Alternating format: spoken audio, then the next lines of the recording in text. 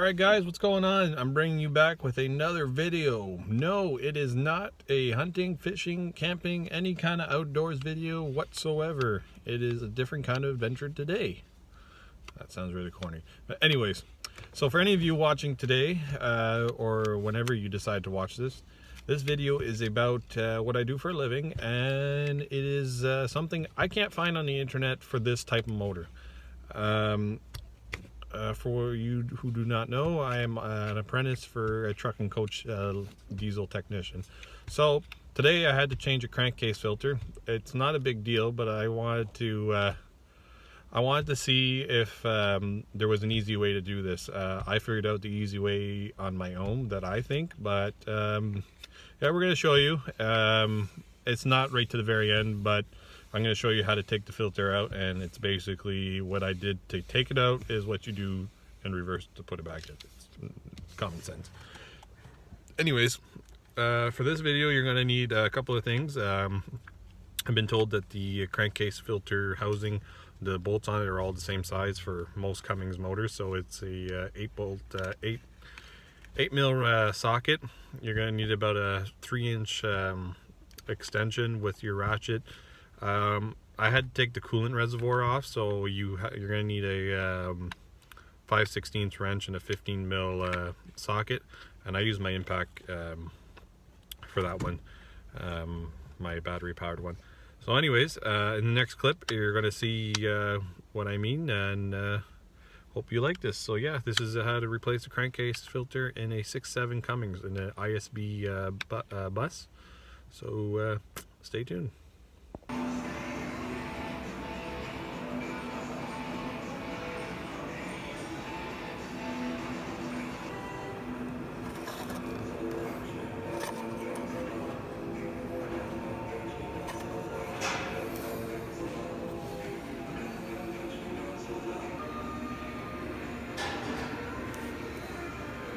Didn't change my mind.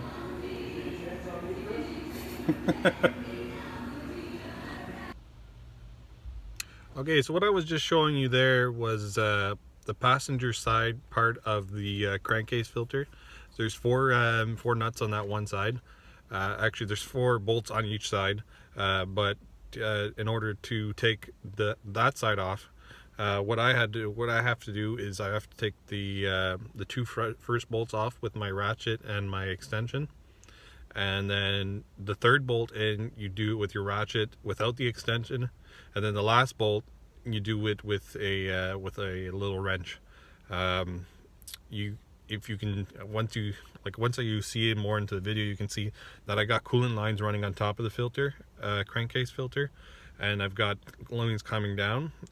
What I did was I just pulled back on the coolant lines a little bit, just give me enough so that I can get my wrench in there and take off the bolt.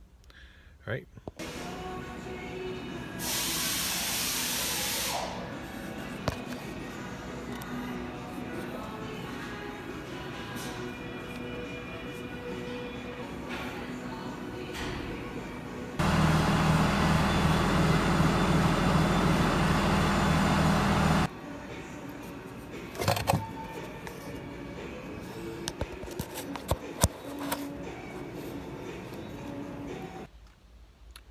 Okay, so you guys just saw the wrench that I used. I have a snap-on a little 5/32.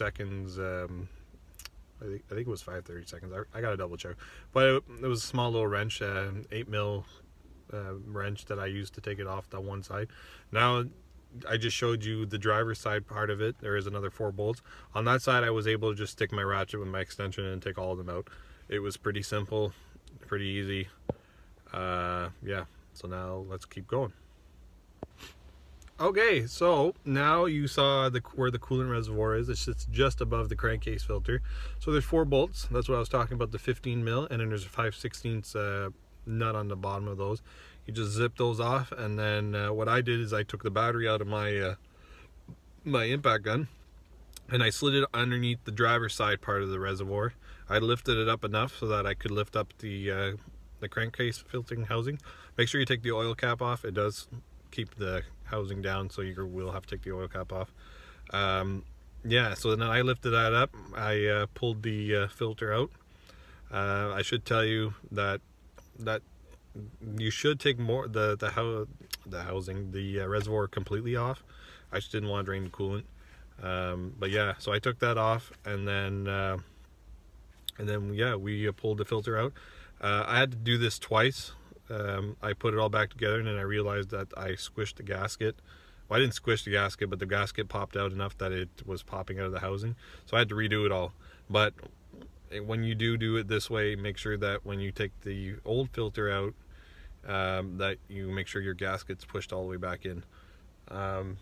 That being said, in this next clip, you're going to see what the old filter looks like inside, and then what the new one looks like, and then that'll be it. That's how you replace it. Hope you enjoyed this.